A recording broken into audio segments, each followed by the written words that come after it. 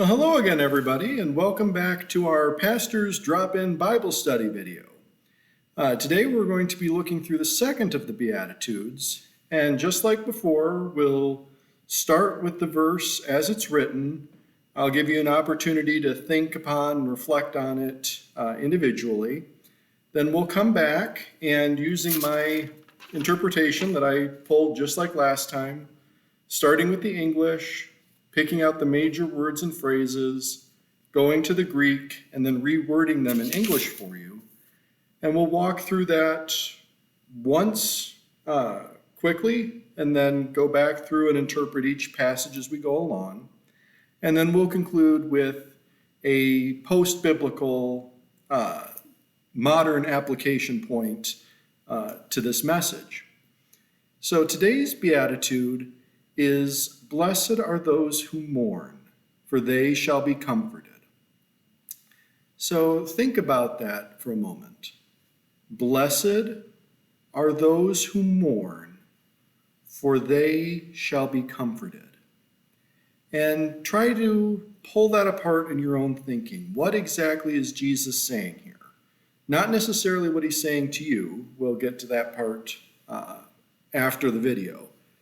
But what are the meanings behind the words? What is the message he's trying to convey? So I invite you to pause the video at this point, and when you have a chance to think that through, we can come back and continue. All right, so having thought through what it means for someone to be blessed because they're mourning, because then through it they will be comforted, let's move again here from the fellowship hall corner to the whiteboard. So here is my interpretation and my pulling out all the nuance from the Greek, the words Jesus originally spoke, to give us a more full and robust understanding of what he's saying. So it says, "Those who experience sadness from the troubles of this fallen world are favored by God, because God will strengthen them and bring them joy." So again, this doesn't sound exactly like, "Blessed are those who mourn, for they shall be comforted." But let's pull it apart piece by piece. So the first major word is mourn. And that we've pulled out as those who experience sadness from the troubles of this fallen world. Now in the Greek, Jesus' scope of what he's talking about is very clear. He's not focusing particularly on individual instances of trouble or sorrow, though that's part of it. No, he's looking at the wider framework of the brokenness, the fallenness, the hurt relationships, and the general disorder of the world that give rise to those individual causes of pain and trouble and sorrow.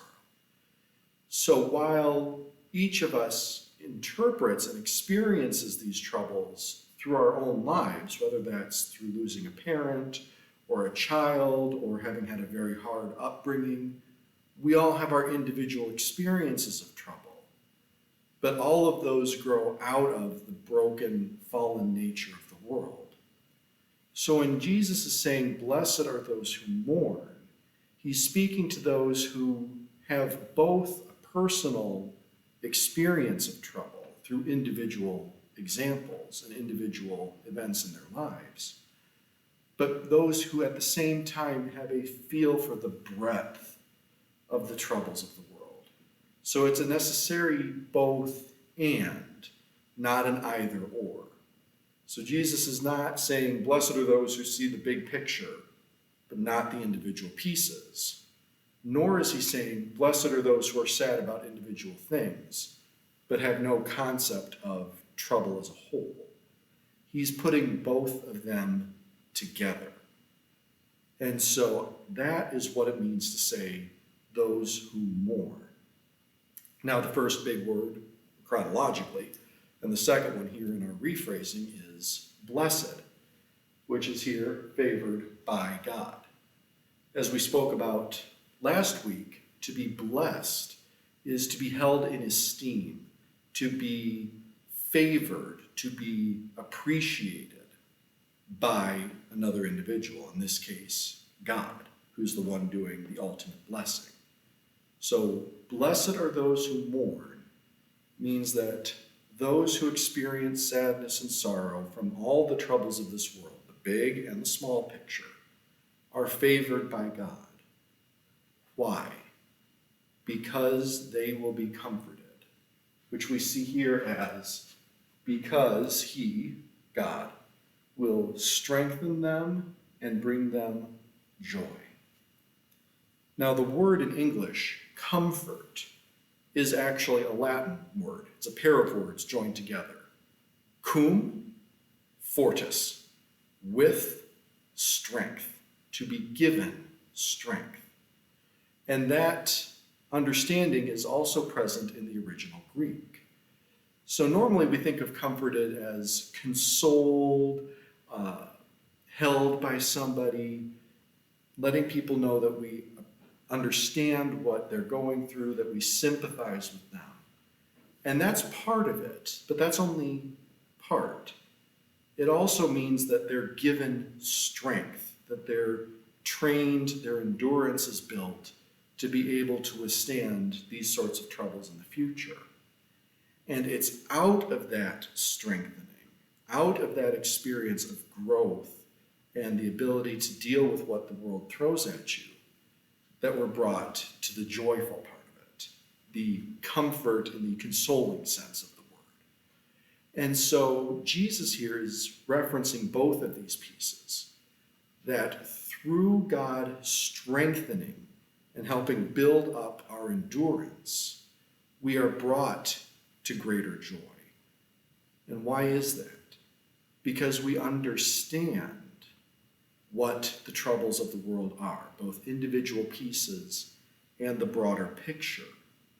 And by going through them, by experiencing them, and by being strengthened out of them, we're better able to show love and compassion in the joy and consoling sense to those around us. So when Jesus is saying, blessed are those who mourn, for they shall be comforted, it's not just an, aw, there kind of sentiment. It's a training. It's a bringing people through something difficult, enabling them to grow and become more strengthened, more powerful through it. And by that experience, to be able to go out and love and understand and appreciate others more and more and more. Now, for a modern example of that, I would invite you to take a look at A Grief Observed by C.S. Lewis. It's a very small book. I read it through in an afternoon. It's only got 75 pages. And as you can see, it's pretty big font. So if any of you can read an Adam Hamilton kind of book, this is no more difficult than that in terms of its length and everything. And what this is an edited and published version of a series of journals that C.S. Lewis kept after his wife passed away, after she had cancer and died. And so it goes step by step, not explaining grief. It's not a grief explained, it's a grief observed. It talks about how he felt, both the overwhelming sadness at the beginning, the troubles and the people don't understand, and all of that came out of it, but also how God, through this sorrow, through having lost his wife, God was able to bring him back to a place of joy and strength and being able to remember and experience his wife as she had been, and being better able then to reach out, primarily through this book, but also in general, with those who are undergoing similar hard, troubling times. So there you have it. Blessed are those who mourn, for they shall be comforted.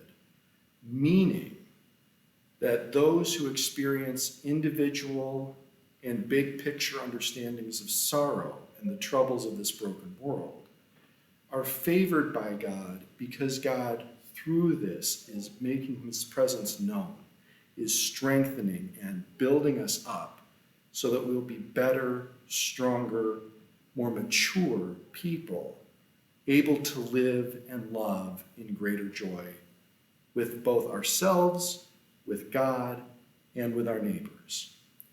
And again, I strongly recommend C.S. Lewis, A Grief Observed, and I mean, who doesn't like C.S. Lewis? Chronicles of Narnia is wonderful, and this is, as I said, a very easy read. So I hope that's been a blessing to you, and we will hopefully see you next week. Have a blessed day. Bye-bye.